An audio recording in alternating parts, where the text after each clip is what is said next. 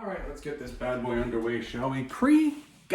Bundle. Welcome back to the library, everybody, and welcome to another video on the channel where this time we've gone a little aside. You've already seen the thumbnail, so you know what we're talking about today, and let me give you some context about why.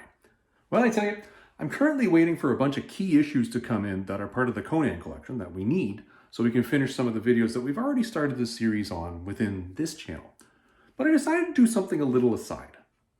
I decided I'm kind of bored. I kind of need something else to read here while I'm waiting for these to come in. So this week I went out and I picked up a trade paperback, and you've already seen it. You saw it on the thumbnail. I'll put up the image over here. This is the Claw the Unconquered trade paperback that I guess came out, well, actually we're talking quite some time ago, 2007. I got my hands on this and read this because I've always kind of been interested in these fantasy sword and sorcery characters that DC came out with in the late 70s and really asked myself, why? Why are these here? Well, I read this one, and I gotta tell you, I have some thoughts. I want to talk about a bunch of things here. So what we're gonna talk about today, we're gonna talk about what is a Claw the Unconquered? Who is this guy and why? That, I think, is a pretty important one. What's happened to this character over time? Really, what's DC done with it? And then the third one is, we'll get to the actual trade paperback here and say, what was that? Because I gotta tell you, this is one that sort of made me go, huh, and scratch my head a fair amount when it was over. I do have thoughts as to why this went where it did. So spoiler alert, for those of you who have not read this and do want to read it on your own, you want to stop watching now. For those of you who actually are probably never going to read this and just want to know what happens in the story, we're going to talk about that a little bit later, so stay tuned. First, let's get into this. Who is Claw the Unconquered? All right, let's get into this. Now, the first question here, and I think we really need to nail this down. Let's face facts. We talk about Robert E. Howard stuff here. This is really what we talk about. So the viewers of this channel and our regular subscribers, you guys know, we know our Conan. We know our Cull. We know our Red Sonja, as much as I hate to say it. We do know that as well. But this is one of those characters that's sort of in that sword and sorcery genre. That's not Robert E. Howard. And it draws in information and influence from a bunch of different sources. And I'm not going to go into all of that right now. Let's just get into the actual big umbrella. What are we talking about here? Who is Claw the Unconquered? Well, valid question. Okay, so Claw the Unconquered was a DC creation that came out when they went through this little, I'm going to call it a mini explosion of titles. And this was around, I'd say 75, somewhere around there. They came out with a bunch of fantasy characters. Claw the Unconquered, Warlord came out of this, a short-lived series called Stalker. They also went back and did a couple sort of Stone Age stories around the same point in time. They came up with the original 1970s Starfire character around the same point in time that was done. Justice Inc. A whole bunch of stuff just spat out there to the market. Claw the Unconquered was within this. Now, what's really interesting here, what's always drawn me to this character, is actually the art. And the art draws me in for a reason. And if you're a Conanophile, you already know why. I'm going to let you research that one on your own, because we're going to step back now and ask ourselves the question of what is this character? Well, it's an interesting character. I actually had to get out my DC Who's Who on this one, just to make sure I was really nailing it down, to make sure we can give you a complete picture of what we're talking about. So, Claw the Unconquered. Let me show you issue number 1 over here. I just got my hands on issue number 1 and issue number 2 of this when I went to a con earlier this year. Never have read these, but I sat down this week after reading that trade paperback and said, well, I better get some background on who this guy actually is. Effectively, if you read those 2 issues, you're going to end up with a rather stymied idea. This is where that DC Who's Who came in. That was so important. DC Who's Who, by the way, was a great series. It came out 85 to 87. Gives you a little vignette of who the character is, small image of it, what their first appearance was, and really what they're all about. I'm going to give you guys the splash page for Claw the Unconquered, which I believe was in book 5 of that series, here. Obviously, if you really want to zoom in on this thing and freeze the frame, go for it and take a look and read it yourself. Here's the gist. Here's the Cole's notes, okay? Effectively, his parents are killed. Always some sort of tragedy here. He was a baby at that point in time. The reason why his parents were killed was because part of his family lineage is that they are cursed to have the right hand of a demon or a demon claw. It's this particularly boil-covered, hairy, brownish, grayish colored thing with long pointy claws and extensive webbing between the actual fingers, which is rather interesting that this is what they picture demons' claws to be. But either way, that's what it was.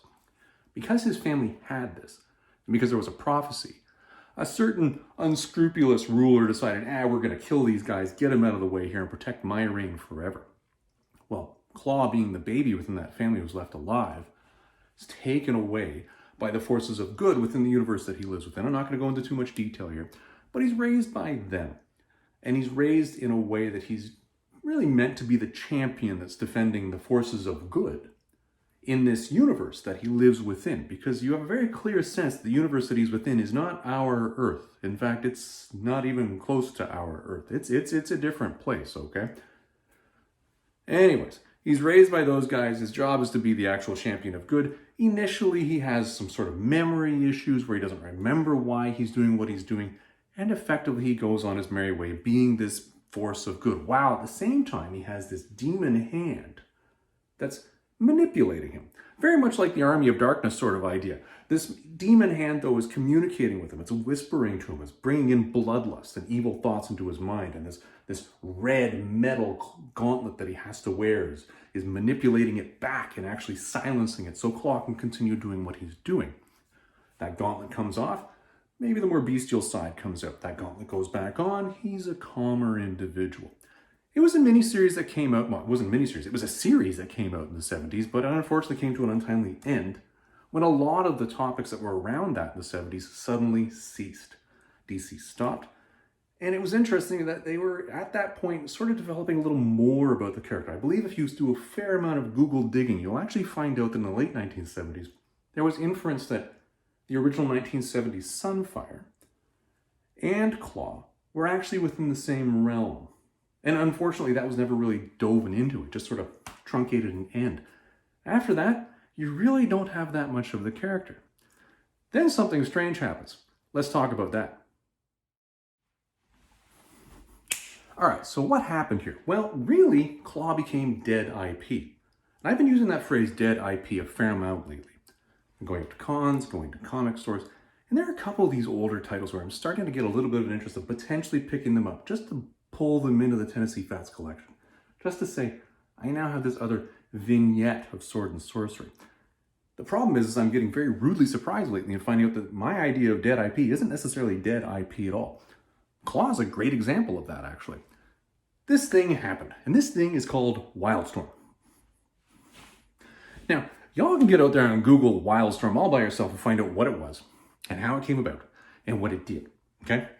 I'm not here to talk about that, but I am here to talk about what they did. And they did this. That is the Red Sonja and Claw series that came out where really Wildstorm suddenly took a character which you could argue was potentially wiped out with Crisis on Infinite Earths all the way back in the mid-80s. And they twisted him a little bit. You have a little slight piece of retconning here that's just a little different. And if you know, you know. And trust me, I'm not going to spoil that one for you. You can go figure that one out on your own. But it is enough to make you ask the question, is this actually now the original pre-Crisis Claw? Or is this some new piece of IP that just closely mirrors the original Claw? Now, the original Claw, if you read the comics and you read the material, he was a jerk. Like, I hate to say this, but legitimately, he was a jerk. Like, he talked to people like trash. He used phrases that were just, you're like, man, you are just getting out there and just living your best life. But my God, could you possibly be nicer to the people around you? I get it. You know, you got a demon hand. You were raised by, whatever. I get it. You're carrying some luggage, okay? I understand that. But man, what a jerk face. New Claw. This guy is dark. And I mean dark, dark. Like, I'm not talking about 17th century wandering around a forest at night in New England with a lantern. I'm talking about in a cave where there's no sun, no natural light. The only light you're going to get is if you burn something. There ain't nothing to burn down here. You're on your own. What's that 3 inches away from your face? Well, it could be your hand. It could be some sort of crazy land gorilla that's teleported around and it's got this hunger for human flesh and it wants, you don't know. I'm not saying it is that. I'm just saying it could be that. This is dark, like that level of dark. Claw effectively starts off the whole story ready to rip out his own throat. That's dark. That's really dark. Like your first couple instances here, you're like, whoa, you have a very clear sense that this demon hand, which this glovey thingy has been sort of controlling all of these years, it ain't quite under control anymore. You're getting a sense that Claw is really going in a direction that you don't quite expect the original character was. And this is where this trade paperback comes in, because you've got this character with this demon hand that's running around, basically being influenced in a negative way, that was always in check in the original, but now it doesn't seem like it is so much anymore. There you go. There's your Claw guy. Barbarian type dude, sword and sorcery type genre. I know we took a while to get there. Started off as something rather light, a champion of good, sort of playing that middle ground, but now you're getting a sense of, ooh, where are we going with this? Yeah. Okay, let's get into this trade paperback, all right? We've talked about who is a Claw. What is a Claw? What was this guy originally? Where did he come from? What was the whole point there? Then we talked about what happened, because something happened. Something clearly happened right before this actual trade paperback came out. Now we're going to talk about the trade paperback. So this is the part where, again, I'm throwing in the spoilers. If you haven't read this and you want to read it on your own, stop. For the love of God. You found out what Claw was. That's enough. Move on. We'll see you in the next video. If you actually don't mind having me go through this, well, get ready, because I am going to drop some bombs here, boys. This is going to be the conclusion, because I got to tell you, we're going to talk about this one. Here's what I think happened here. I suspect, I could be wrong, I suspect this is what happens when you get a really good idea for a comic series. It's going to take a fair amount of time. You know, you're going to go, okay, listen, we're going to do this, then we're going to do this, then we're going to do this. And then what happens is somewhere right around here, after that first this, suddenly all the money dries up. Here's why. Let's talk about the book itself. So the book itself, and this is an interesting one, this talks to you Conanophiles out there, is written by Chuck Dixon.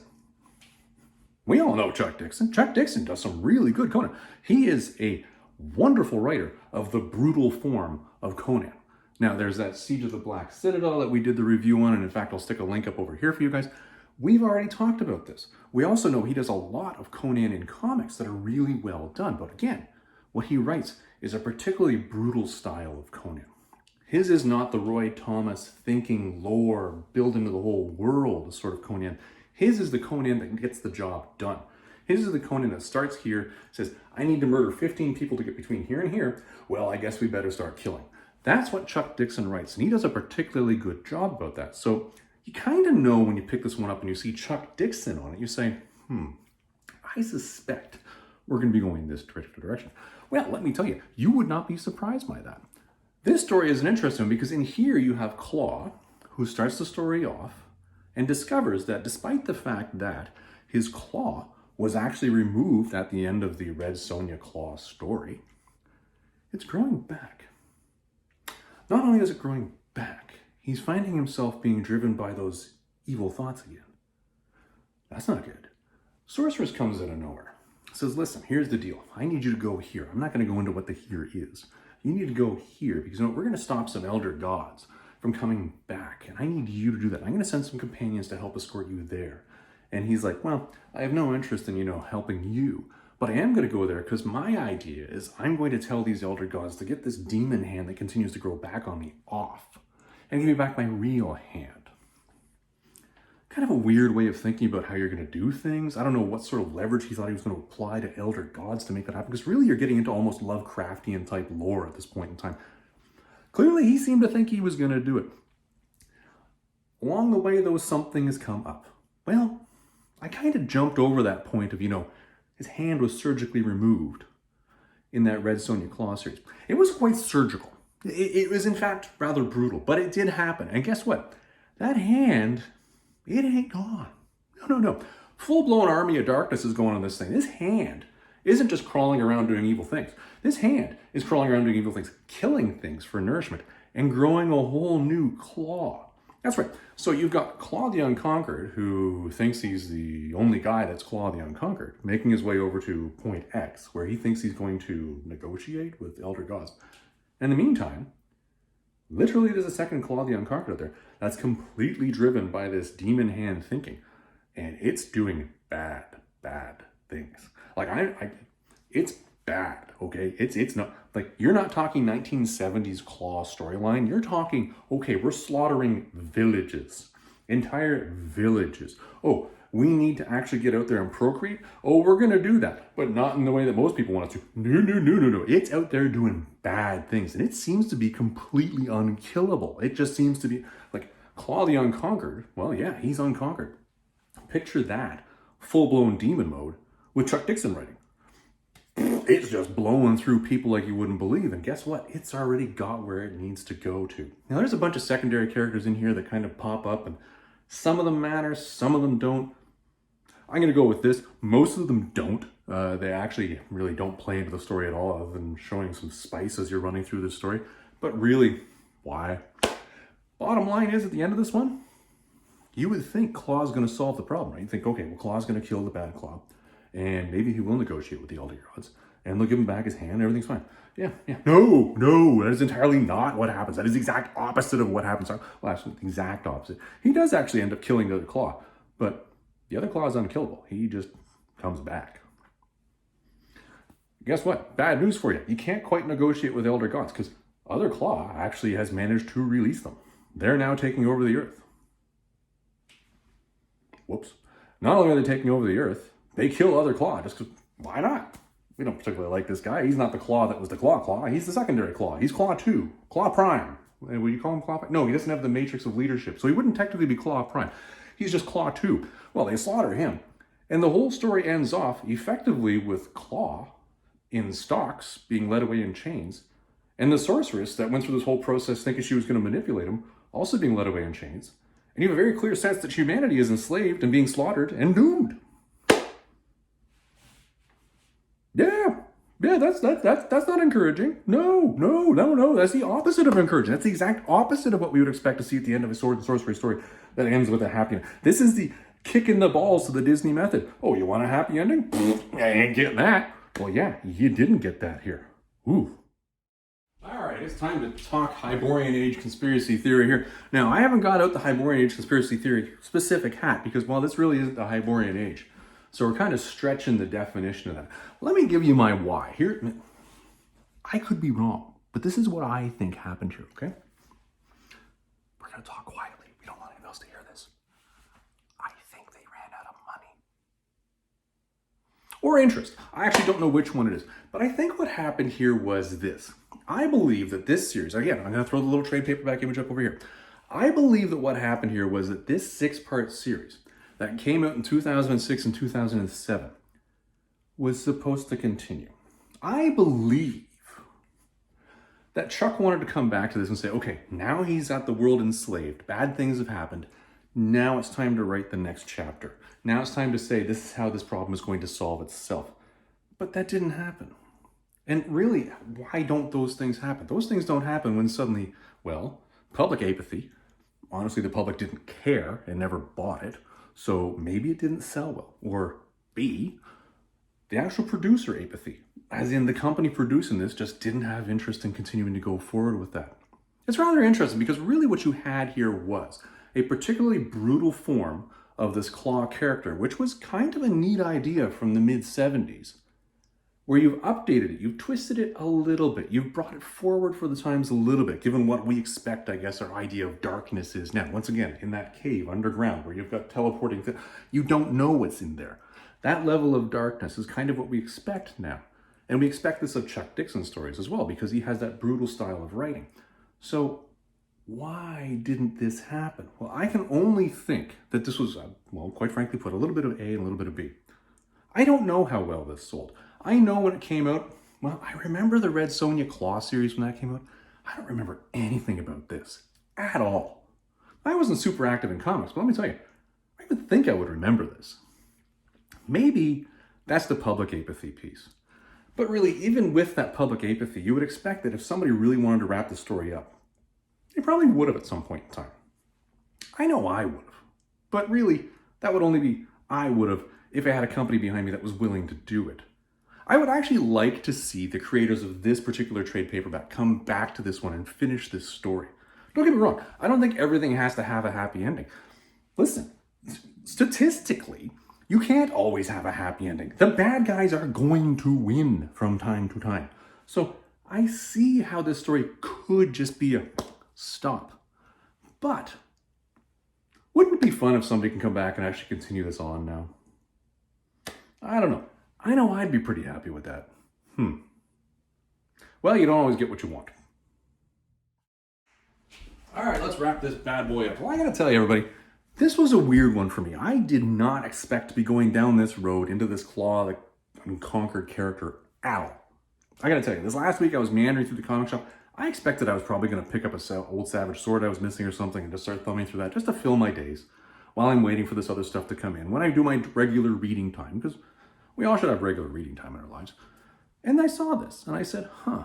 And if honestly this was a happy ending story, I don't think I ever would have delved further into who a Claw the Unconquered was. So it's kind of strange to me that this sort of, as I said earlier, kicking the balls of the Disney method suddenly made me go, huh, is this normal? I'm going to look more into this. And it actually triggered me to look more into the character. Kind of fun. And I'm not saying this was a terribly written story, not at all. I think this was actually really well done, but it's unfortunate that it got truncated where it did. And I do believe this was truncated.